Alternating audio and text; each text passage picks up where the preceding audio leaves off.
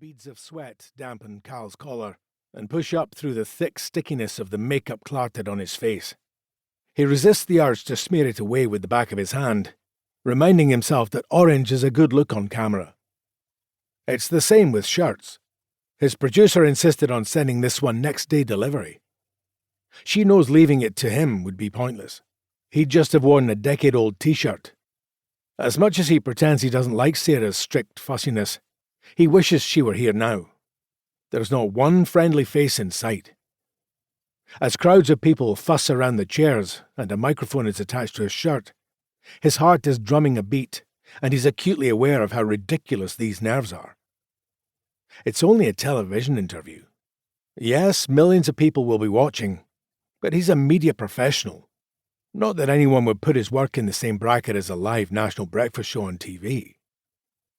His throat is dry, but it feels too late to ask for a glass of water, so he swallows repeatedly and hopes his words don't dry up too.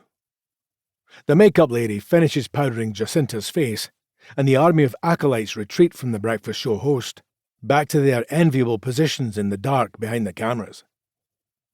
This, he thinks, pinned like a butterfly beneath the glare, is why he loves being a podcaster.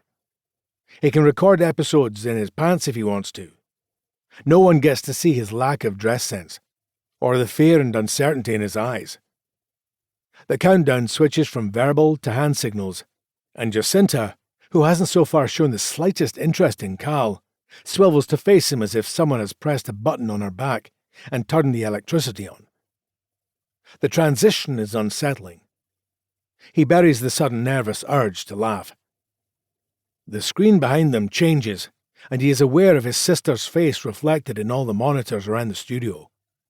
He doesn't need to look closely to picture her red curls and wry smile, arms crossed over her chest. It's not his favourite image of Margot, but it's the one the media have been using more these days. Taken just after her 19th birthday, only weeks before she went missing. She isn't smiling. She looks challenging. He loves that. Not everyone feels the same.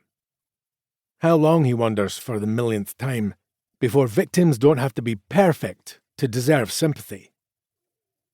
This morning we're talking to Cal Lovett, host of the successful true crime podcast, Finding Justice. Cal, welcome to the show. Thank you. Pleasure to, he murmurs, but she carries on over him. Normally, Cal spent his time interviewing families of missing and murdered people, including the high-profile case of missing Aberdeen woman Layla Mackey, which led to the discovery of her bones and ultimately a conviction. Now the tables are turned, and he's the one being interviewed. Cal's hoping for a conviction closer to home. As listeners to the podcast will be aware, Cal's older sister went missing when he was a child. Her remains were found in a Tamworth scrapyard almost 2 years ago, and this week, a man goes on trial for her murder. Jacinta pauses, flicking to sympathy mode. This must be very difficult for you. Well, he says, still not sure if this is the moment for him to speak, or if she's going to carry on. Actually, it's a relief.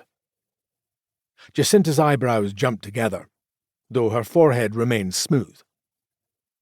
It's been almost 40 years since Margot went missing, and we've waited a long time for answers. My father died before she was found, so he never knew what happened to her. Nothing can change that, but it would bring my mother comfort to have this resolved and to see Margot's killer held accountable. Jacinta tilts her head. Her eyes are beady and focused. He's reminded of a bird. When she speaks, he feels chastised. Obviously, we can't talk about the specifics that might come up in the trial itself. She turns, in an aside to the camera. Don't want to prejudice anything. Then back to Cal. How much do you think your sister's disappearance has damaged your life? He wonders if she's going to use Margot's name at all. I don't know about damaged. Yes, but... She sounds impatient, and Cal flounders, trying to work out what she wants from him so he can give it to her. How much does it have to do with your career choices, for example? Everything, he says.